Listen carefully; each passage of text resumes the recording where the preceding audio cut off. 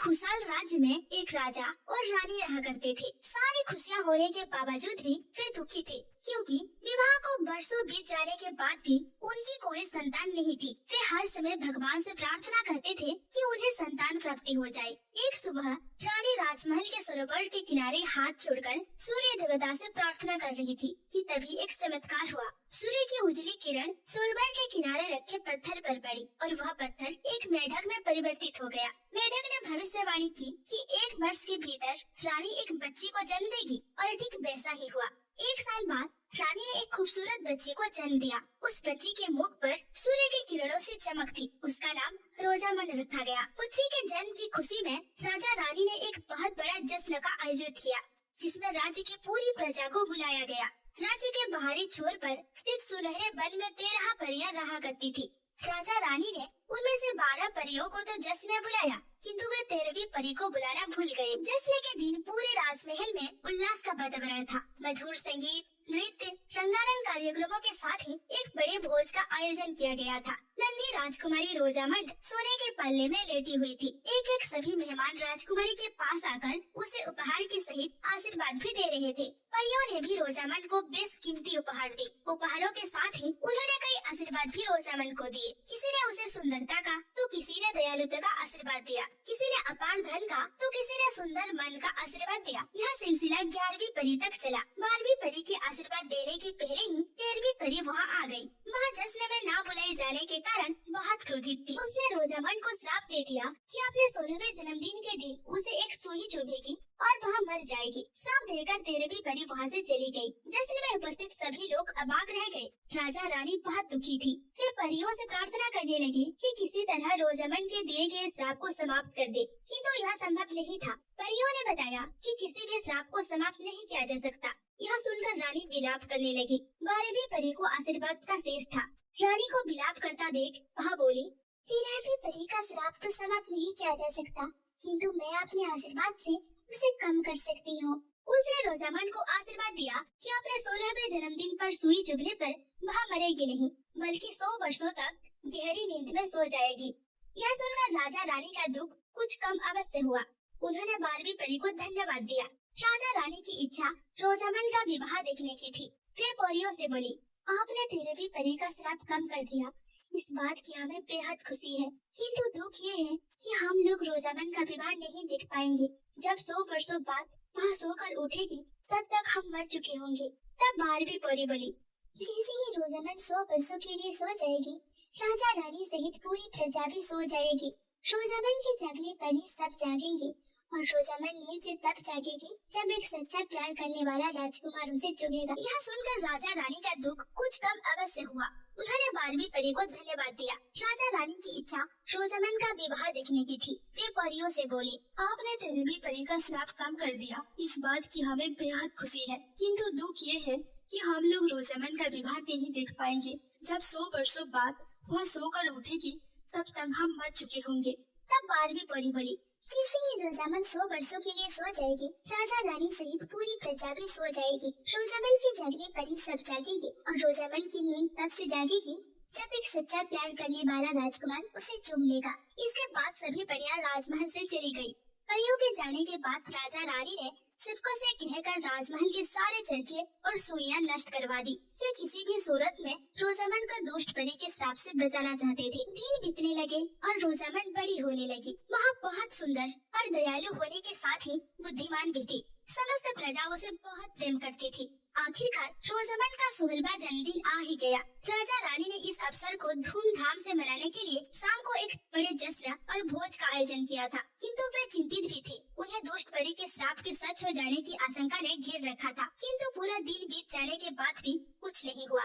शाम को एक सेवक रानी के पिता का पत्र लेकर आया, जिसमें लिखा था कि रानी के पिता की तबीयत बहुत खराब है। राजा रानी तुरंत रानी के पिता से मिलने निकल पड़े। राजमहल से जाने के पहले उन्होंने अपनी विश्वास पात्र दासी डायना से हिदायत दी कि वह रोजामन का ख्याल रखे और उसे राजमहल से बाहर जाने न दे। डायना ने भी उसे आश्वासन दिया कि वह रोजामन को कुछ नहीं होने देगी। राजा रानी के जाने के बाद डायना साई की तरह रोजामन के साथ रही, लेकिन जब वह भोजन बनाने में व्यस्त हुई तो रोजामन छुपकर बगीचे में आ गई और वह पक्षियों के साथ खेलने लगी। खेलते खेलते उसे एक फूल पर बैठी सुनहरी तितली पर नजर आई। उसे पकड़ने जैसे ही रोजामन ने हाथ बढ़ाया, वह उड़ गई। रोजामन उसके पीछे भागने लगी।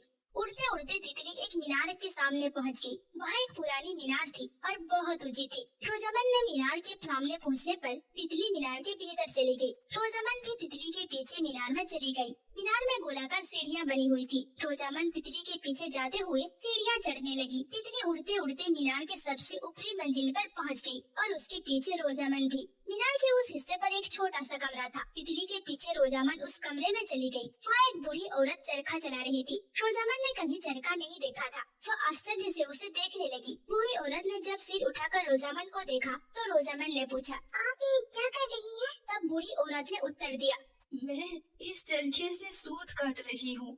क्या तुम भी सूत काटना चाहोगी?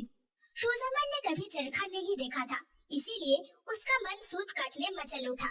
वह चरखे के पास बैठ गई और चरखा चलाने लगी। बूढ़ी औरत उसे देखकर कुटिलता से मुस्कुराने लगी। वह बूढ़ी औरत और कोई नहीं बल्कि दोस्त तेरवी परी था। रोजामन चरखा चलाते हुए बहुत खुश थी, लेकिन अचानक ही एक नकीली सूजी उसकी उंगली में घुसी आई और वह गिर पड़ी। गिरते साथ ही वह गहरी नींद में सो गई। दोस्त तेरवी परी का श्राप पूरा हो चुका था। वह हंसते हुए वहाँ से चली गई। इधर राजा रानी जब वापस लौटे तो रोजामन को महल में ना पाकर चिंतित हो उठे। डायना भी उन्हें कुछ बता नहीं पाई। राजा ने सैनिकों को रोजामन को ढूंढने के लिए भेजा और फिर स्वयं भी उसे ढूंढने लगे। पूरा महल तलाशा गया, किंतु रोजामन नहीं मिली। खोजते खोजते सैनिकों के साथ राजा रानी मीनार में पहुंचे। वहाँ ऊपरी मंजिल के कमरे में उन्होंने रोजामन को सोते हुए पाया। वहाँ से चरखा भी रखा हुआ था। वे समझ गए कि दुष्ट परी के श्राप ने अपना काम कर दिया। रानी दुख के मारे बिलाप करने लगी। तब राजा ने उसे समझाया कि हमें रोजामन को लेकर महल चलना चाहिए, क्योंकि कुछ ही देर में हम सब भी सो जाएंगे। रोजामन को राजमहल में ले जाया गया। उसे तैयार कर मखमली बिछोने वाले एक बिस्तर पर लिटा दिया गया। सोते हुए रोजामन बहुत ही सुंदर लग रही थी। कुछ ही देर में राजा रानी, दरबारी और राज्य की पूरी प्रजा सो गई। काला बादल राज्य के ऊपर छा गया और पूरा राज्य अंधेरे में डूब गया। समय बीतने के साथ राज्य के चारों ओर कंटीली झाड़ियां उग गई और राज्य उसके पीछे छुप गया। अब वह राज्य बस किस्से कहानियों में रह गया था। वहाँ की सोई हुई राजकुमारी के किस्से दूर दूर तक सुनाए जाते थे। राजकुमारी को देखने की आस में कई राजकुमार उस राज्य में जाने का प्रयास करते, किंतु कंटीली झाड़ियों को पार नहीं कर पाते। कई घायल होकर वापस लौट जाते तो कोई उनसे फंसकर मर जाते। राजकुमारों की मौत की खबर फैलने के बाद सबने वहाँ जाना छोड़ दिया। ऐसे ही 100 वर्ष बीत गए। एक दिन ईबान नामक राजकुमार ने सोई हुई राजकुमारी की कहानी सुनी। कहानी सुनकर वह उसे चाहने लगा। उसने तय किया कि वह उसे एक बार देखने अवश्य जाएगा और उसे नींद से जगाने का प्रयास भी करेगा। खतरों को देखते हुए सबने उसे वहाँ जाने से मना किया, किंतु वह नहीं माना और रोजामन की खोज में निकल पड़ा। कई दिनों की लंबी यात्रा के बाद वह कंटीली झाड़ियों के पीछे छुपे उस राज्य के पास पहुँच गया जहाँ रोजामन सोई हुई थी। जिस दिन पर वह पहुँचा तब तक रोजामन को सोए 100 वर्ष हो चुके थे। राजकुमार ईबान ने कंटीली झाड़ियों को किसी तरह अपने तलवार से काटकर पार किया और राज्य में घुस गया। राज्य के अंदर जाने पर उसने देखा कि पूरी प्रजा सोई हुई है। वह राजमहल के पास पहुंचा तो दरबारों को भी सोता हुआ पाया। महल के अंदर प्रवेश कर वह राज दरबार में पहुंचा।